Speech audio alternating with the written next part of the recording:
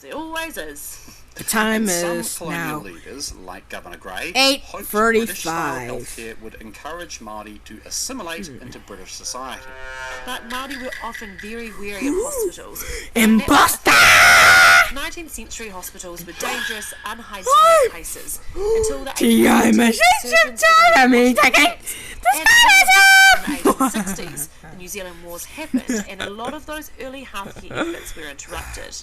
By the 1890s, there was a new generation of leaders taking on the challenge of Māori, Reading especially a group called the Young And- Māori Party.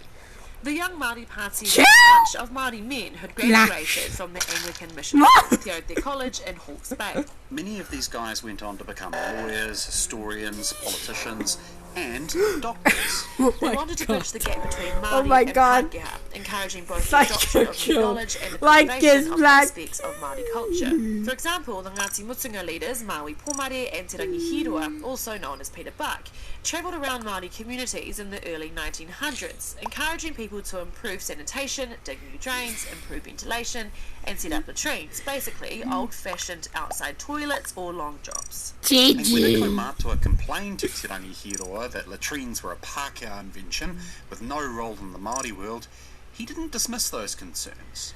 No, instead, he quoted old pūrākau, whakatauki, whakatauaki stories and sayings which referred to latrines way back in the past. Here's one favourite voting one, blue, Ngāwete Pai Hamutsi, which loosely translated means something like bite the toilet seat. It's sort of like the Māori version of bite the bullet, spirit. Take that, It's blue. not like Māori were running around pulling everywhere and they didn't have their own systems in place. We just had more condensed areas and different ways of doing things with bigger populations. People like Te Rangihiroa were combining new knowledge of medicine, but explaining it in a way that made sense in a Māori context. The And that turned out to be highly president effective. killed Especially in the black wake of the New Zealand Wars, where and- many Māori were understandably sceptical of anything Bye linked to the bye, Māori blue. world. You received the tool of it, babe. Te Whakatōhia also learned to blend European medicine with Mātauranga Māori, which is traditional Māori knowledge. No time to look everyone in the changes. Pau in Northland to treat a typhoid look epidemic like among fungus.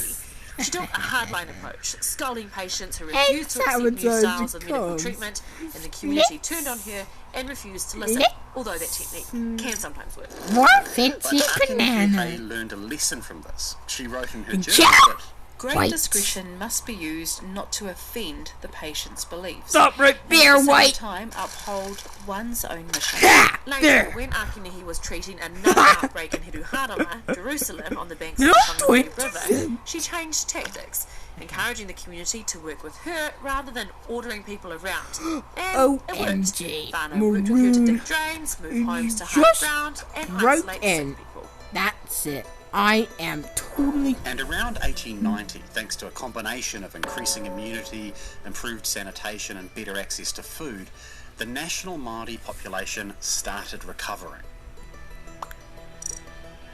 But outbreaks of infectious disease still killed a lot of people. Akinihi Hay was one. Okay. Okay. She died from a typhoid infection while treating an outbreak of the disease among her family in Gisborne in 1910. She was just 32 years old. Yes. Pākehā authorities often praised people like Akinihi Hay and Te Rangihiroa, I'm but they voting didn't treat green. Māori healthcare as a priority. Efforts to create independent Māori health councils collapsed. There was limited funding to improve infrastructure in Māori communities or to train Māori nurses and doctors. The first systematic tuberculosis survey among Māori in 1933 Bye bye, greens. 1 in every 20 Māori had the disease, and the death rate was 10 times higher than for non-Māori. And Māori weren't the only ones to suffer unequal burdens from disease. Chinese, Indian and other non-British Bye Māori bye, often green. clearly stigmatised as carriers of infectious For disease. people first, fire. Tragic results. In 1903, Kim Lee, a Chinese fruit seller in Wellington, was suspected of having leprosy. He was quarantined alone in a cave on Mokopuna Island in the middle of Whanganuiatara, Wellington Harbour. Food was delivered by a rowboat or a flying fox from nearby Matsu, Somes Island. It's now thought Kim Lee probably Oh yeah! We've won it! He spent 6 months alone on Mokopuna Island before he died there of heart, liver, and kidney. 105 extra beans, bruh! New Zealand's most deadly pandemic was the 1918 influenza